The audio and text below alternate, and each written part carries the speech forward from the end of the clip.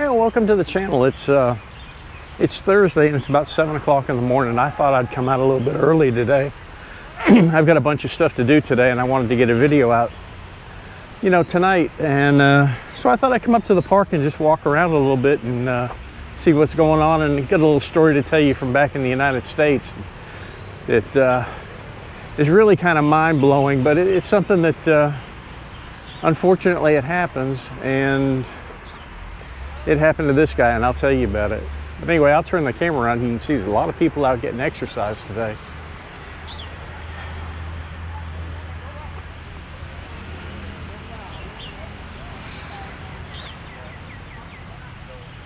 It's about 25, 30 degrees Celsius today, so it's not too bad.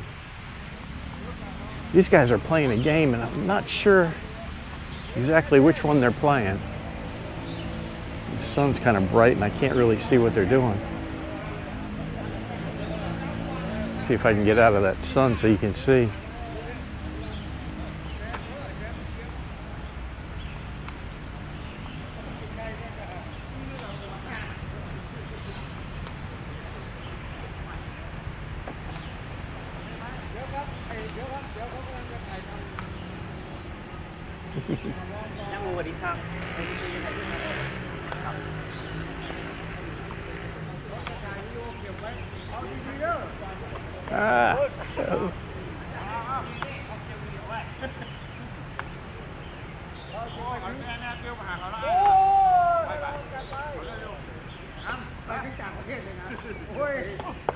Looks like some kind of soccer volleyball. Oh, wow. Ooh.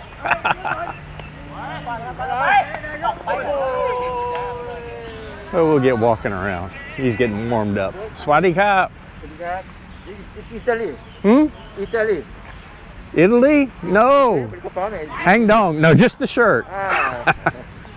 Where you come from? America, but I live in Hang Dong. America? Yeah. What's the name of that game? What they call that?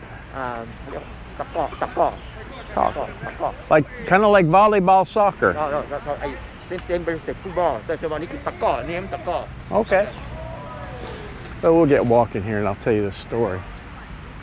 Back when Lek first got to the United States, one of the first things that I had to do is I had to find her an Asian food store. And the closest one was down in Chattanooga.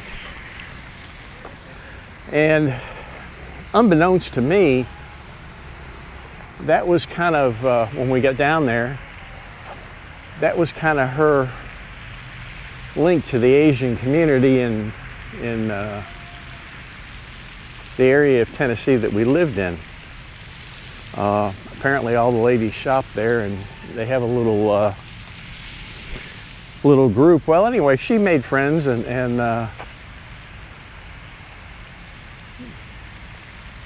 the ladies would all have these sumtum parties, and you guys that are married to Thai women will know exactly what I'm talking about. They all get together at somebody's house and they'll cook sumtum, and usually the men will they'll fry a steak out in the backyard and sit around and talk. And we got involved in that, and we went to several of them. And one of these parties, I met a guy that he didn't live in my city. He actually lived about 40 miles north of me. But, and his wife was Cambodian. She wasn't Thai. And we got to talking and didn't really become friends, but we knew him, and Lek knew the lady, and she was in her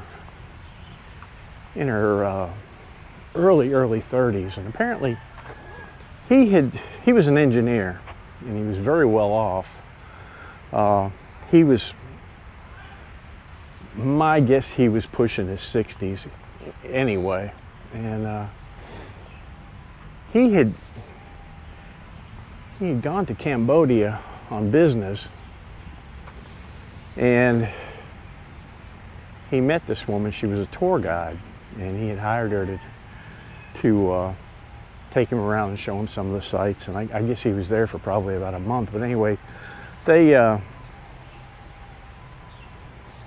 formed a relationship, and he came back to the United States and decided that he wanted to spend some time with her, or actually, fell in love and all that stuff while he was here. And he did the K-1 visa for her, and she had 2 children that were probably, at that time, they were probably 4 and 5 years old. And apparently, according to him, the father, she'd been married, and the father had died. Hello. But anyway, to kind of get to the point of the story, he files for a K-1 visa for her. He flies over, and they had to do their interview in Bangkok, because any Cambodian is processed through Bangkok, not through Cambodia. And he flew over to Bangkok and met, and her visa was approved, and bingo, she's off to the United States. And they didn't bring the kids. The kids stayed with the mother. And they got back to the United States, they got married, and after about a year, they decided to bring the 2 kids over. And I imagine it was, I didn't ask him how much it was, but I'm sure it was an astronomical amount of money. And but he had it. He had a nice house, had a great job. I don't know how much he was making a year. I'd venture probably, $125,000, $150,000 a year anyway, based on his lifestyle and the house he was living. And he wasn't cheap, I mean, he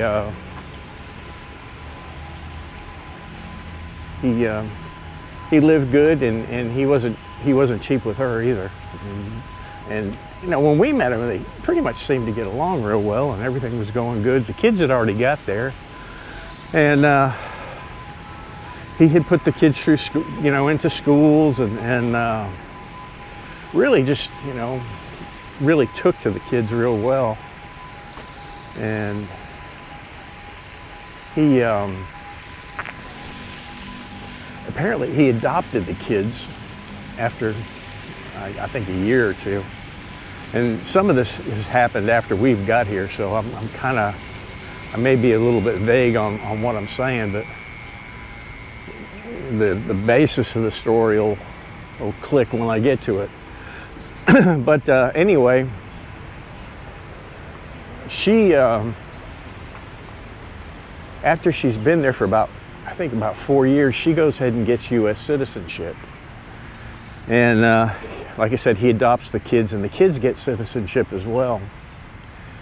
Well, after we get back here, and like pretty much, she kind of keeps in touch with everybody over there, so I'm kind of getting this kind of secondhand through here, because I don't have any contact with him. I didn't really become real good friends with him. But they start having problems, and she ends up divorcing him. Well, the bad part about that is, he's adopted these 2 kids. And when you bring a woman into the country from another country, you have to sign a document saying that you're going to be financially responsible for them. And he had done that. Well, he was married to her, and she was going to get something anyway. But make a long story short, they ended up getting a divorce, and he had to pay alimony to her, and I'm not exactly sure how much it was, but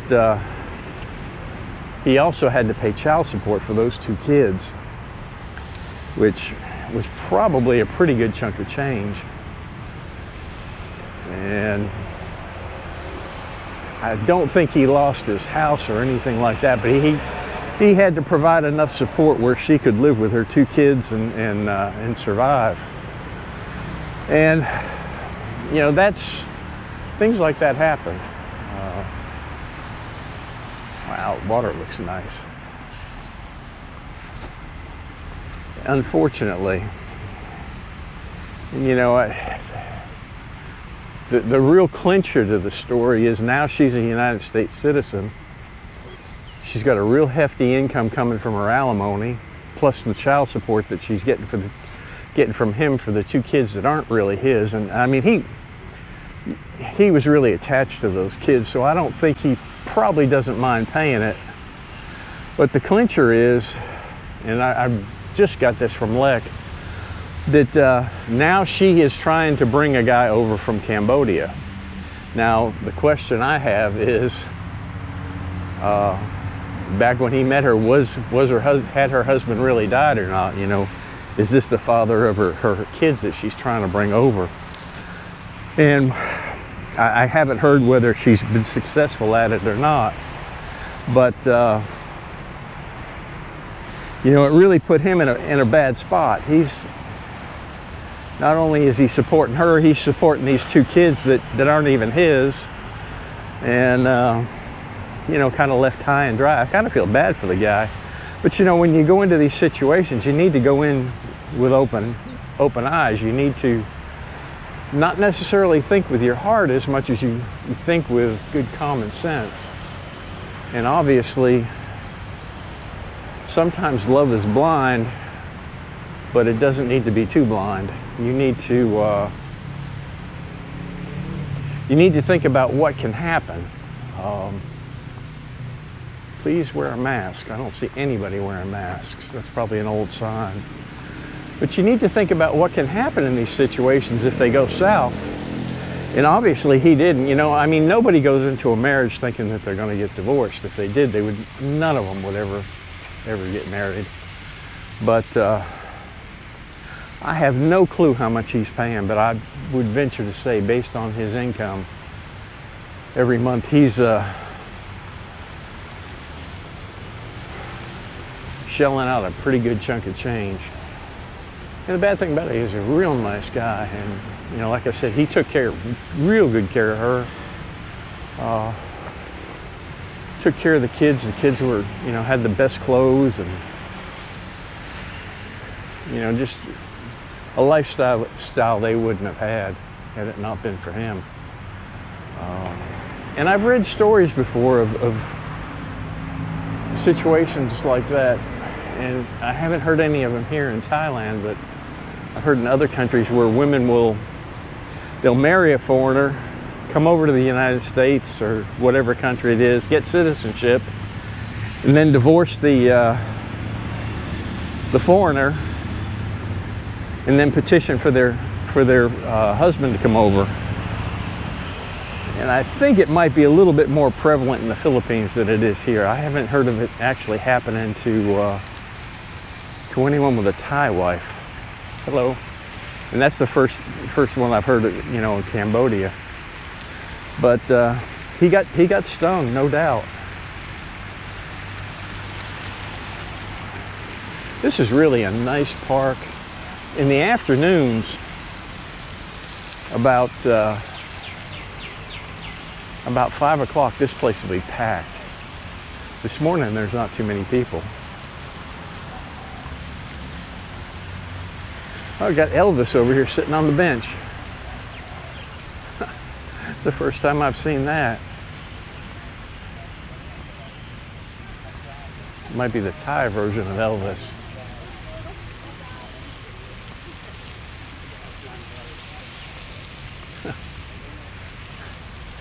Pretty cool.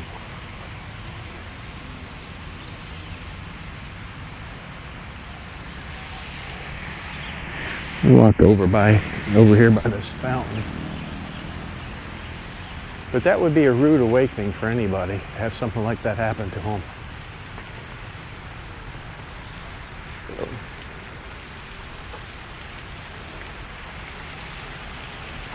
yeah, it's really beautiful here.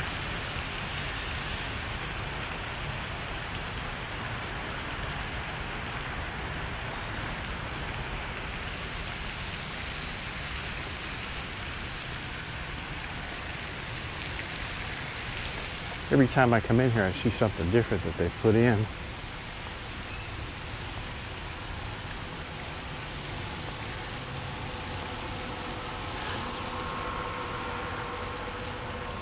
Charlie from Travels with Charlie Hub came up yesterday, and we went up to Oyster Tep, had a great time. He was hunting a waterfall where he could take some pictures, and there's one about 3/4 of the way up towards the Oyster Tep that's on the left-hand side, and we stopped, and the water was a little bit too strong. And he climbed up the waterfall. I wasn't about to try it, and I'll post a video of him here playing Tarzan up there.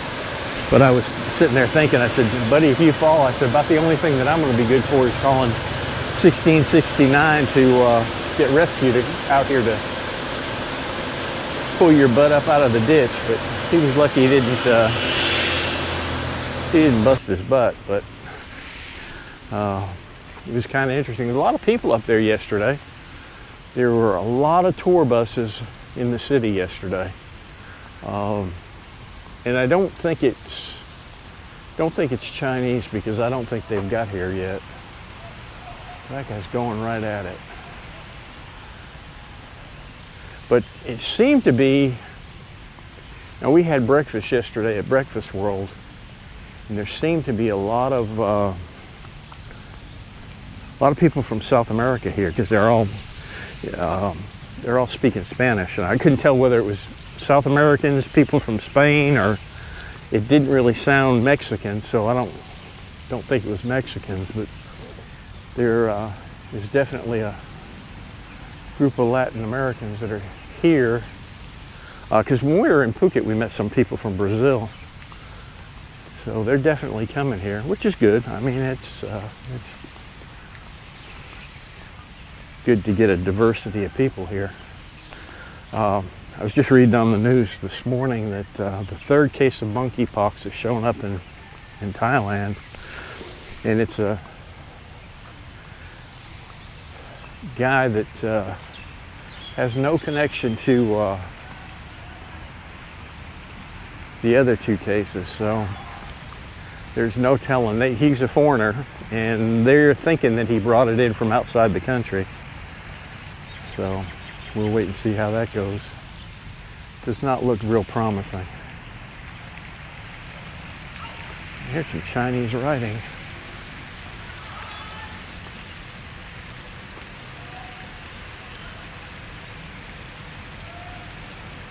I'll leave the coordinates of this park. It's right at the southwest corner of the moat, right across from the Chinese embassy and the psychiatric hospital. It's right on the southeast corner. It's a really beautiful park.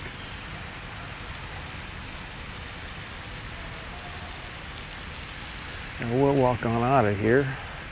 Hello. And I'm going to go get something to eat. I've got to go get my driver's license today, and our appointment's at 12:30. And we'll see how that works out. I've got all the documents ready. I've already been by and talked to them to make sure I had the right stuff. Fortunately, I don't have to take the test. Lex's driver's license ran out, and hers expired in April. I keep telling her, I said, they're going to make you ride the motorcycle again, because she had a really hard time passing the motorcycle test. And I hate to say it, we went over there one Saturday to practice before she had to go, and I couldn't do it. The stuff that they have you do, they have you ride on a bump. It's like a speed bump, but you ride on it, you know, across the top of the speed bump, and you have to cross it at a slow speed, and you can't put your feet down. And I tried 4 or 5 times to do it on the scooter, and I couldn't do it. And she eventually, during the test, she was able to get it done and get her license, but I was just spoofing with her. She won't have to take the test. She's just got to fill out the forms. And then there's a video that you have to watch and answer 4 questions on the internet, and then you don't have to take any kind of test or anything. You just go in and fill out the forms, and I think you have to take a color test and maybe a reaction test, which takes just a couple of minutes. Then you walk out with your driver's license and you're good for 5 more years.